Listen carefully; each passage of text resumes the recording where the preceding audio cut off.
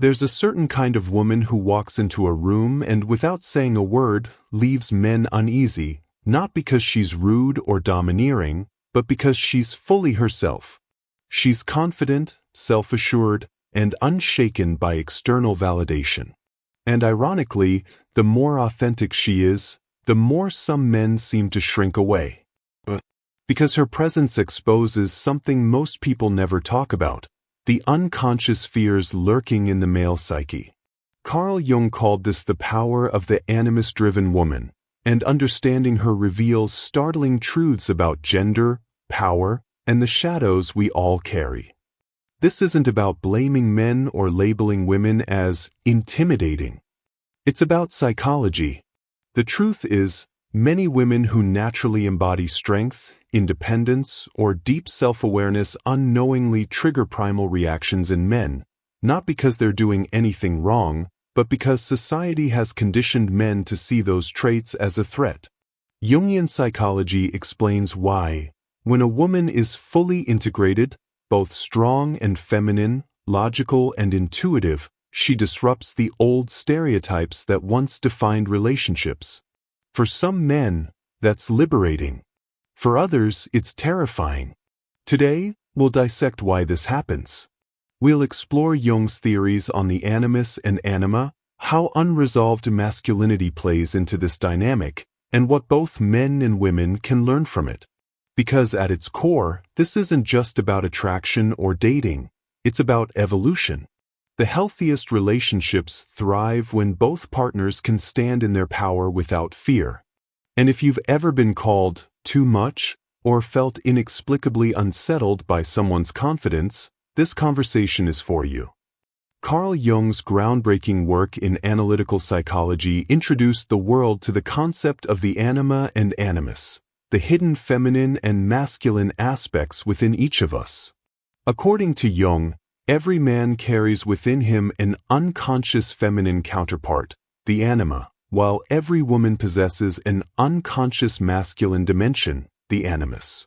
These archetypes aren't just abstract ideas. They shape how we relate to ourselves, to others, and to the world. The anima represents qualities like intuition, emotional depth, and nurturing in men, while the animus embodies traits such as logic, assertiveness, and independence in women. But here's where society complicates things. From childhood, men are taught to distance themselves from anything deemed feminine, vulnerability, sensitivity, or even deep emotional expression, while women are often discouraged from fully embracing their strength, ambition, or autonomy. This cultural conditioning creates a psychological split, leaving many people at war with themselves, suppressing essential parts of their being in order to fit into rigid gender expectations. The animus-driven woman emerges as a fascinating figure in this dynamic precisely because she defies these imposed limitations. She isn't rejecting her femininity in favor of masculinity. Instead, she seamlessly integrates both. She's compassionate yet decisive, intuitive yet analytical, soft yet unshakable. She doesn't wield her strength as a weapon, nor does she downplay it to make others comfortable. She simply exists in her wholeness. And this is where the tension arises. For men raised in a world that equates masculinity with dominance and femininity with submission, encountering a woman who radiates self-assurance without apology can trigger a deep, often unconscious discomfort. It's not that she's doing anything to provoke this reaction. It's that her very presence exposes the fragility of the traditional gender roles they've internalized. When a woman embodies traits society has reserved for men, confidence without arrogance, independence without coldness, authority without aggression, it forces men to confront their own unresolved relationship with the feminine, both within themselves and in the world around them. This cognitive dissonance explains why some men respond to such women with confusion, withdrawal, or even resentment. A man who hasn't yet faced his own anima, who hasn't made peace with his vulnerability or emotional complexity, may project his inner conflict onto her, interpreting her strength as a personal challenge rather than a neutral trait. He might label her intimidating not because she's domineering, but because her authenticity highlights the parts of himself he's been taught to deny. Meanwhile, a man who has done the inner work to integrate his anima will likely admire her, recognizing that her wholeness doesn't diminish his own. This distinction is crucial, because it reveals that the discomfort some men feel isn't about the woman at all, it's about their own unmet potential. The animus-driven woman, then, becomes an unwitting mirror, reflecting back the unacknowledged shadows of those around her. And in that reflection lies an invitation, not to shrink, but to grow. At the heart of this psychological phenomenon lies a fundamental truth. Intimidation is rarely about the person who inspires it, but rather about the unresolved fears and insecurities of the one who feels it. When a man encounters a woman who embodies both strength and femininity with effortless grace, his reaction, whether subtle discomfort or outright withdrawal, often stems from deep-seated psychological triggers that challenge his sense of self. One of the most potent of these triggers is the threat to identity. From an early age, many men are conditioned to believe that their worth is tied to their ability to assert dominance, provide, or protect.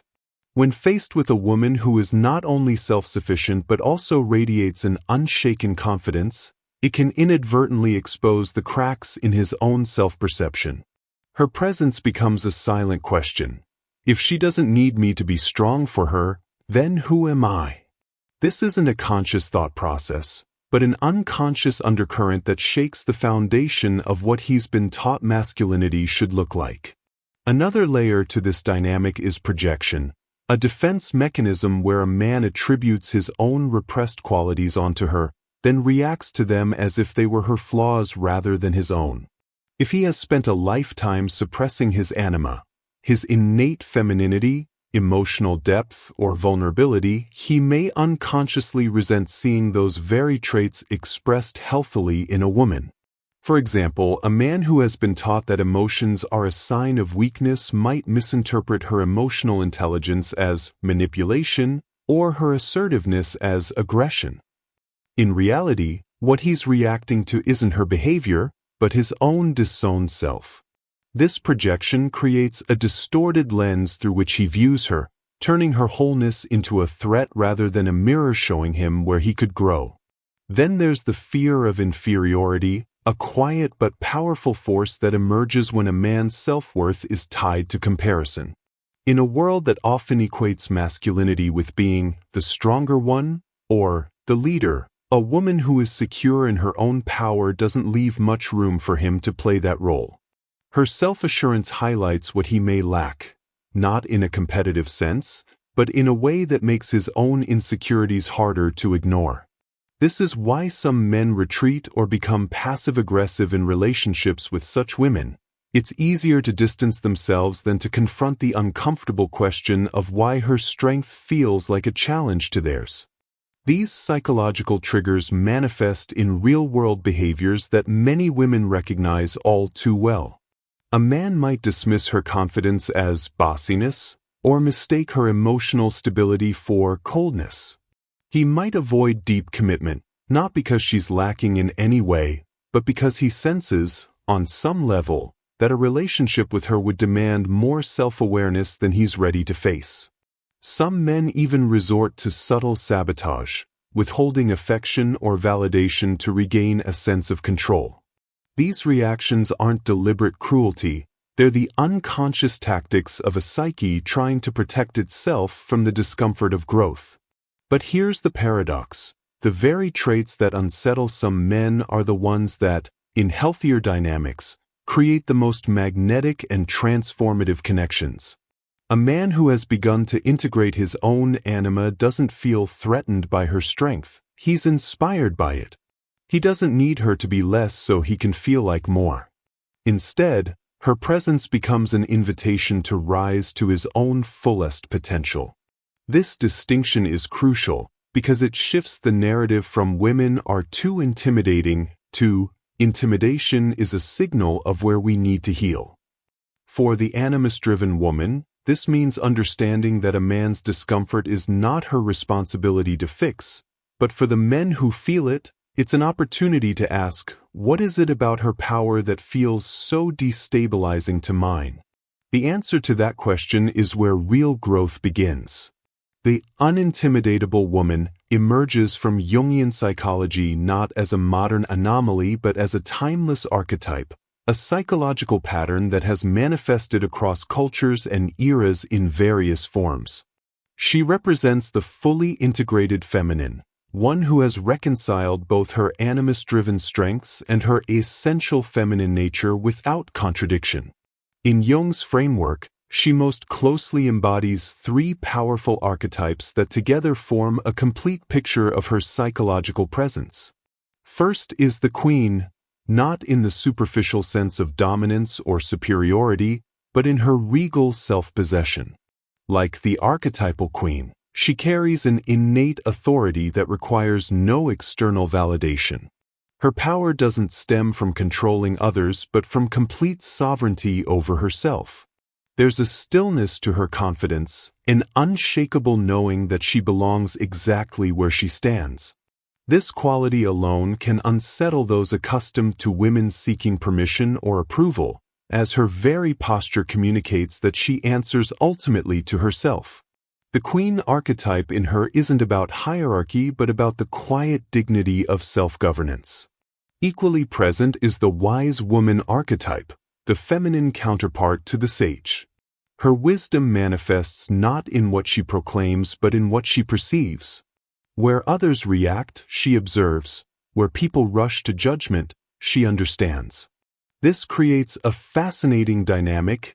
Men accustomed to transactional relationships suddenly find themselves before someone who sees through performances and postures.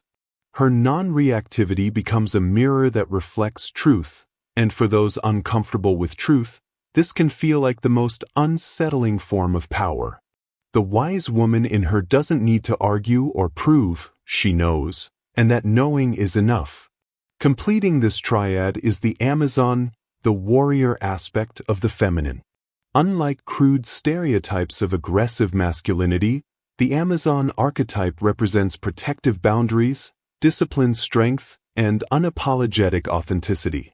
She doesn't wield her strength carelessly but maintains clear lines of what she will and won't accept.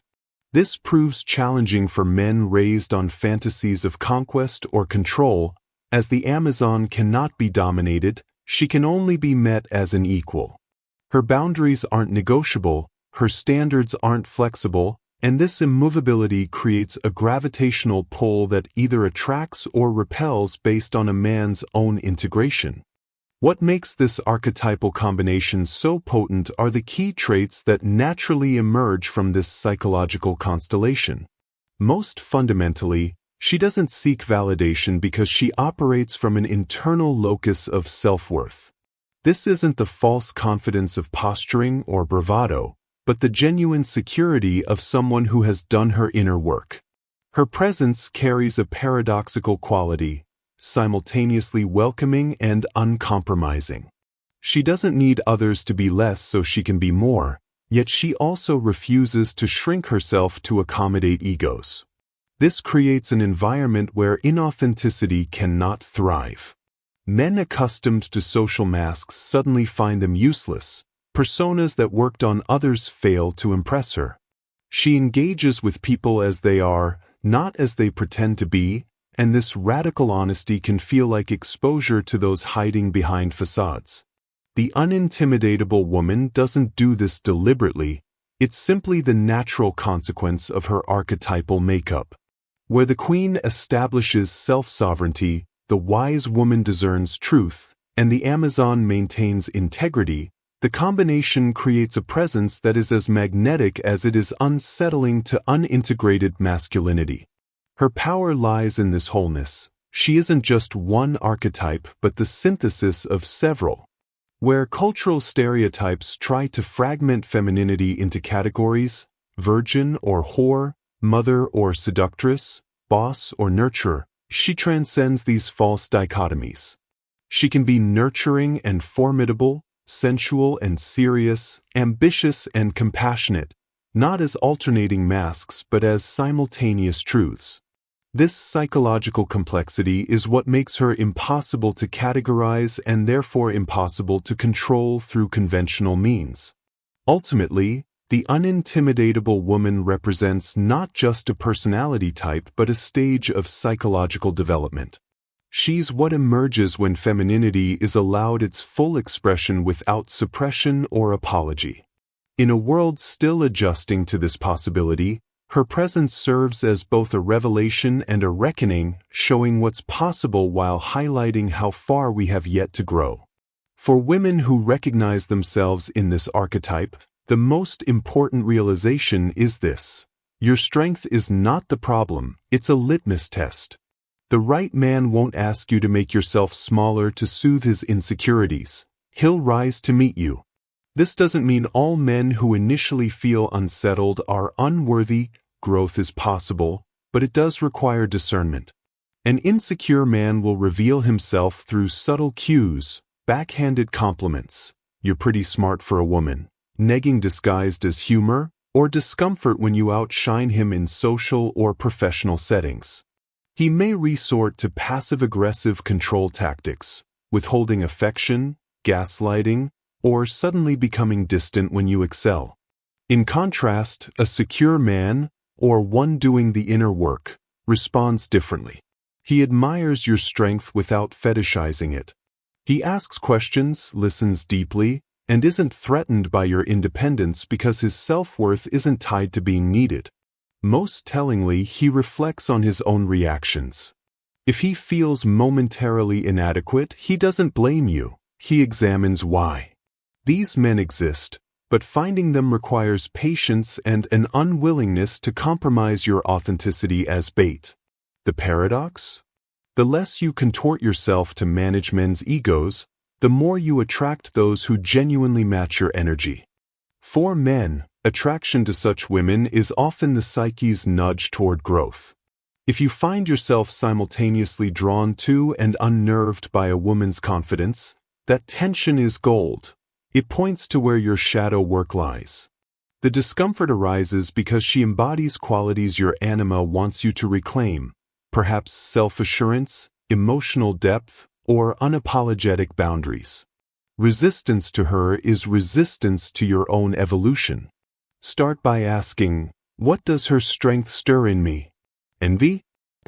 Fear of inadequacy? These reactions are breadcrumbs leading to disowned parts of yourself. Integration begins with confronting the cultural lies you've absorbed, that masculinity means emotional suppression, that being the stronger one is a prerequisite for love. Practice tolerating the vulnerability her presence evokes. When you feel emasculated, pause. Is she actually belittling you, or is your ego interpreting equality as a threat? Seek out stories of healthy dynamic, strong women with secure partners to rewire your subconscious models. And crucially, develop your own anima traits. Nurture your intuition, express emotions artfully, cultivate receptivity. This isn't about becoming less masculine, but more complete, and thus, less threatened by wholeness in others. Societally, these dynamics are shifting, but unevenly. As more women embrace education, financial independence, and leadership, traditional power structures wobble. Younger generations increasingly reject rigid gender roles. Studies show Millennial and Gen Z men prioritize emotional intelligence in themselves and partners. Yet backlash persists because growth is painful. Some men, raised on outdated scripts, genuinely don't know how to be a man in a world where women don't play the assigned counterpart. Their struggle isn't proof that strong women are too much. It's evidence of cultural lag. The path forward isn't reverting to old hierarchies, but expanding our definitions of strength. For women, this means continuing to occupy space unapologetically while leaving room for men to grow without carrying their emotional labor. For men, it's about recognizing that the intimidation is internal, a call to upgrade obsolete self-concepts rather than demand the world shrink to fit them. And for both, It's realizing that the healthiest relationships aren't between those who mirror each other's limitations, but those who inspire each other's expansion. The unintimidatable woman isn't a threat to masculinity, she's its chance to evolve. What we've uncovered here is far more than a discussion about gender dynamics. It's a revelation about human nature itself. The woman who intimidates men without trying isn't some anomaly to be dissected or adjusted. She's a living testament to what happens when someone refuses to fragment themselves for the comfort of others. Her presence exposes unspoken truths about the insecurities we mask as preferences, the vulnerabilities we disguise as strength, and the growth we resist while calling it just the way things are. She isn't too much. She's simply whole. And in a world that often rewards performance over authenticity, her wholeness becomes revolutionary. So we turn this back to you. Have you experienced this dynamic in your own life? Have you ever been told you're intimidating when you were just being yourself? Or conversely, felt inexplicably unsettled by someone's confidence without understanding why? These reactions are never accidental. They're clues pointing us toward our own unconscious territories, the parts of ourselves we've been taught to hide, suppress, or resent in others. For women, the invitation is to keep standing in your power unapologetically, knowing the right people will meet you there. For men, it's an opportunity to ask, what if the qualities that unsettle me in her are actually the ones I need to reclaim in myself? If this exploration resonated with you, let's continue the conversation. Drop a comment below. Have you noticed these patterns in your relationships or workplace dynamics? What surprised you most about Jung's perspective? Don't forget to like and subscribe if you want more deep dives into psychology, power, and the unseen forces shaping our connections. For those ready to explore further, check out our next video on The Dark Side of Charisma, where we examine why magnetic people often trigger love and fear in equal measure, or Jung's Shadow Work Explained, your guide to confronting the hidden parts that drive your reactions. Remember, growth begins when we stop blaming the mirror for the reflection it shows us. The question is, are you ready to look?